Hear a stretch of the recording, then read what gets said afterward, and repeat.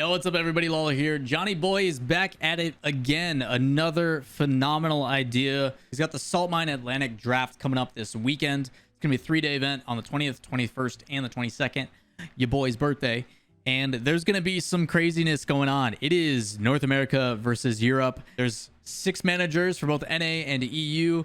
They are submitting players that they think should be worthy of being drafted. Those players are being drafted and then saying that they can't attend because they're busy. And then a bunch of things going on. But ultimately, today's video, we're going to talk about what the heck the tournament is, the format, how everything is playing out, and also rating how poorly some of these managers drafted their teams. Because, man, some of these are not it.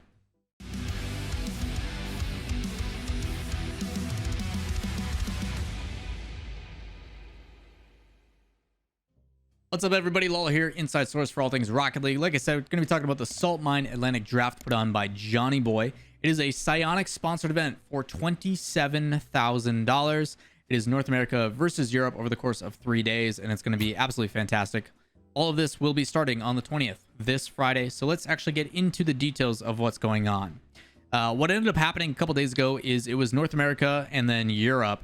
And they had a drafting process. So there was 6 captains or 6 managers or general managers that are submitting who they think would be a good person in the top 24 players in their specific region. 24 from North America and 24 from Europe.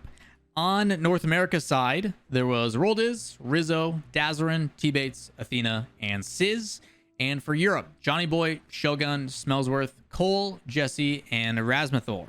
These 12 people in their respective areas were like, yo, I think this player is in the top 24 players of our region. What do you guys think? They then said yes or no. And if there was so many yeses or so many nos, that person would then get put into the player pool. And after they figured out who those 24 players were, they then went in and they drafted their teams in succession. And I'm not exactly sure what the rules are about who they have to field or if every player has to play. But this is a true North America versus European tournament. The way that it's going to work is after they've drafted all of their players, we then get into league play, which will be starting on the 20th and the 21st. It's going to be 12 teams in a group stage. And within the group stage, only cross-regional matches will be played out. So it will always be North America versus Europe every single time.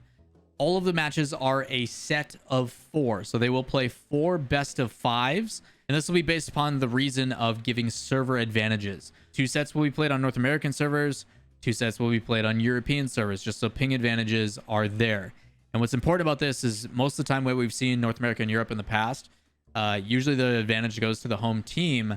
The difficulty is now, if you can manage to win some of those games on that bad ping, game differential is going to be really, really big here. Basically, what's going to determine the seeding and who goes into the finals. After they play their matches, the top 6 teams will end up progressing into the playoffs while the bottom 6 are eliminated.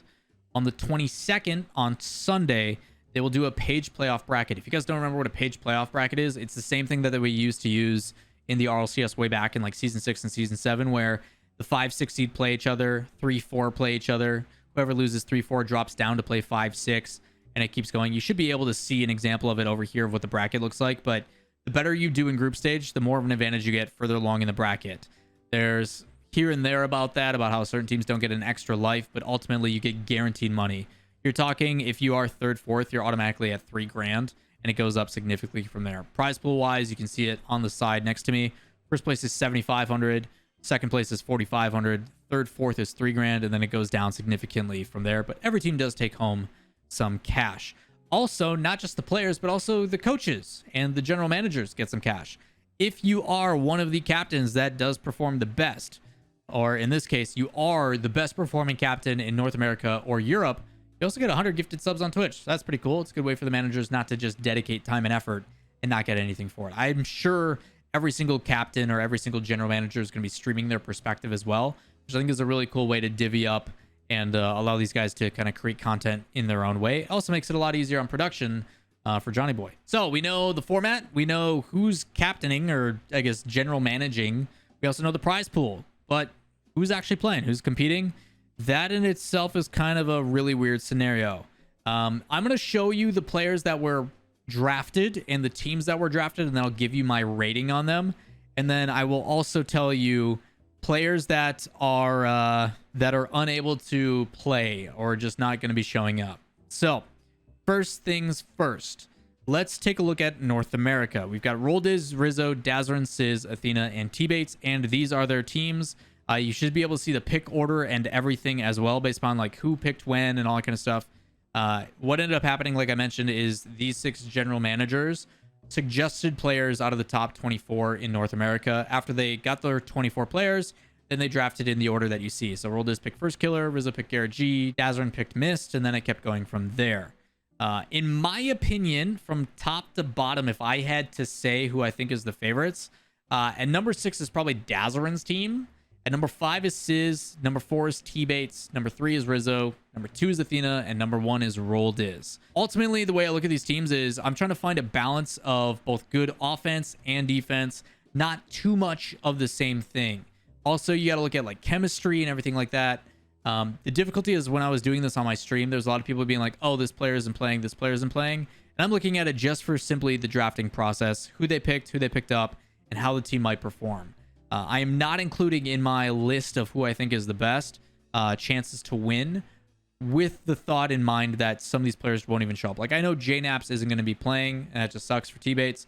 But again, these are things that I didn't want to get into. I will tell you guys the list of all the players that aren't playing here after I get into Europe. For Europe, if I had to go from worst to best, number 6, I've got Smellsworth. At number 5, I got Razmathor. At 4, I've got Shogun. 3, I have Johnny Boy.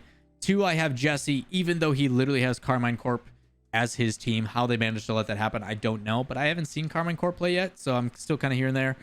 And then at number 1, we've got Cole. I think Cole's team is absolutely cracked. I think that team is absolutely nuts. But it'll be interesting to see how things play out. Even though those are all the teams and all the rosters and they look really cool, this is the list of people that will not be able to play. K-Dop, Alpha 54, apparently Jack, J-Naps, Taroko, and Atomic. So T-Bates is screwed. Razmathor is screwed. Shogun is hanging in there. And for Cole gave Razmathor Atomic. He like said, here, take him. I don't need him. So that'll be interesting to see how things play out. I still think Cole with Archie, Mark by and Nixo is absolutely cracked and will be fun to see. But those are the rosters, those are the teams, those are the players. And as a reminder, this will all be going down this weekend on the 20th, the 21st, and the 22nd. I highly recommend tuning in and watching these matches. They're going to be absolutely hilarious and a lot of fun stuff on Twitter. Bragging rights and as the trailer says, finding out truly who is the better region, North America or Europe.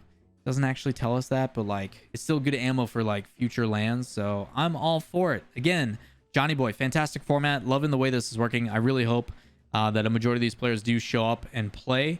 But yeah, Salt Mine Atlantic Draft looks absolutely incredible. Looking forward to seeing how it all plays out. And best of luck to everybody competing and captaining and however the heck this thing is going to, I guess, develop. Because it looks, there's a lot of moving parts in this. So shout outs to Johnny and everybody behind the scenes working on it. That's going to wrap it up for today's Rocket League news. Any additional questions, comments, concerns, drop them in the comments down below with links to everything in the description as well. And if you guys enjoyed my content, make sure you guys give it a thumbs up, hit subscribe, turn on notifications, and I'll see you in the next one.